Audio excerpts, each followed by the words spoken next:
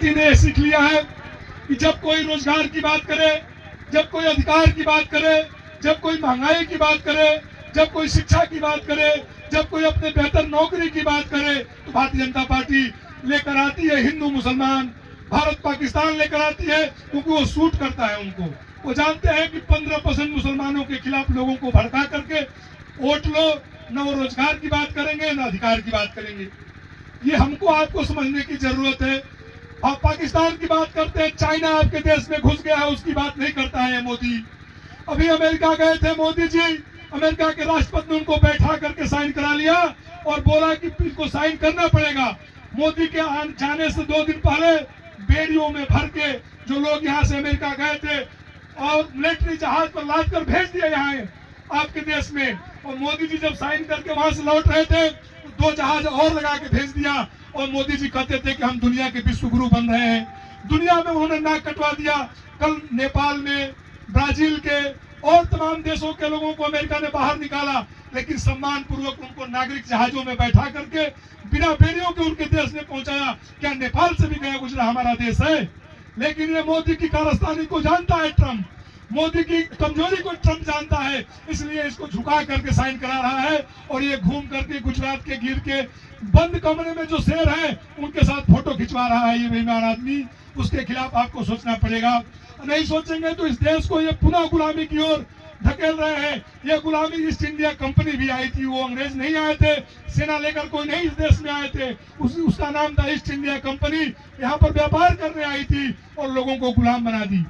आपको याद होगा, टीवी, अखबार और पेपर के माध्यम से आप पढ़े होंगे, इस देश में किसान, हरियाणा के किसानों को मैं धन्यवाद देता हूं और पश्चिमी उत्तर प्रदेश के किसानों को धन्यवाद देता हूं कि आपको बचा लिया। नहीं तो इन लोगों ने इन जमीनों पर कॉन्ट्रैक्ट फार्मिंग के माध्यम से एक जिला एक पूंजीपतियों को दे देते और आपको उन्हीं के खेतों में फिर मजदूर बना देते। जहां से कांग्रेस ने आपको उठाया था वहीं पर भेजने की तरकीब लगाए थे। भारतीय जनता पार्टी की सरकार के प्रति आपको सचेत रहने की जरूरत है। वो धर्म को इसीलिए प्रयोग करते हैं ताकि आप अपने भूख से, अपने रोजी से, अपने रोजगार से और अपने भविष्य की बात न कर सके। एक बात मैं और कहना चाहता हूँ, ये मोदी जब से आया है इस देश में मुसलमानों के खिलाफ हिंसा बढ़ी है। जब से मोदी आया है दलितों के खिलाफ हिंसा बढ़ी है। जब से योगी आया है उत्तर प्रदेश में रोज दलितों को, उत्तर प्रदेश के अखबारों में अगर आप पढ़ेंगे ध्यान से और 10 दिन का अखबार इकट्ठा करके देखिएगा, सैकड़ों दलितों के ऊपर कभी हत्या, बलात्कार, लूट, तमाम तरह की घटनाएं घटित हो रही हैं। भारतीय जनता पार्टी एक काम और कर रही है। जो आपके समाज के मजबूत लोग थे, जो सामाजिक न्याय की लड़ाई को लड़ सकते थे, इस देश में लोकतंत्र को बचाने की लड़ाई को लड़ सकते थे, उनके घरों पर सीबीआई, ईडी भेज करके उनको जेल डालने का काम कर रही है। इस देश में जितने ठाकुर गुंडे हैं वो मोदी जी के और योगी जी के रिश्तेदार हैं। वो मोदी का चुनाव में प्रचार करते हैं, लेकिन आप ही के जिले का एक सांसद है, उसको 4 साल से 3 साल से जेल में डालकर ठूस कर रखा है। ऐसा मत सोचिए। बहुत समान साथी कहते हैं कि मुस्लिम अपराधियों को मार रहे हैं, इनकाउंटर कर रहे हैं। लोकतंत्र में किसने इनको अधिकार दिया?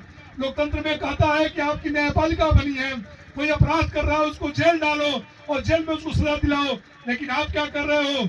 जो कोई युवा है, कोई लड़ रहा है समाज के लिए, उसको उठा के पुलिस के माध्यम से गोली मरवा दो। कौन लोग मारे जा रहे हैं? आंकड़े उठाकर देखिएगा। इस 7 सालों के उत्तर प्रदेश की सरकार में सबसे ज्यादा दलित पिछड़े वर्ग के लोगों का इनकाउंटर किया गया है।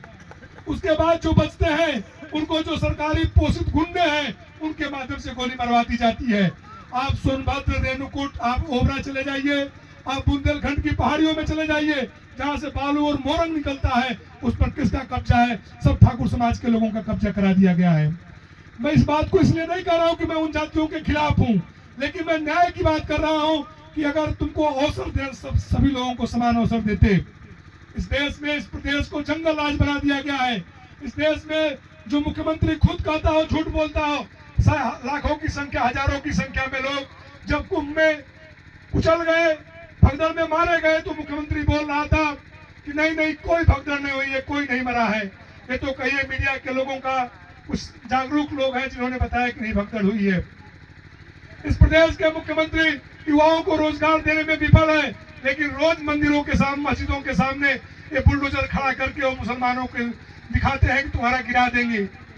ये एक बार आपने 2 साल 3 साल पहले सुना होगा ये लोग कहते थे भाजपा वाले कि हम सीए एनआरसी लाएंगे और इस देश से अवैध मुसलमानों को बाहर कर देंगे। आपने सुना कोई मुसलमान इन्होंने बाहर कर पाए? नहीं कर पाए। ये सिर्फ झूठा जुमला फेंकते हैं, हमारे आपके लोग भाग जाते हैं और उसका ये फायदा उठाते हैं।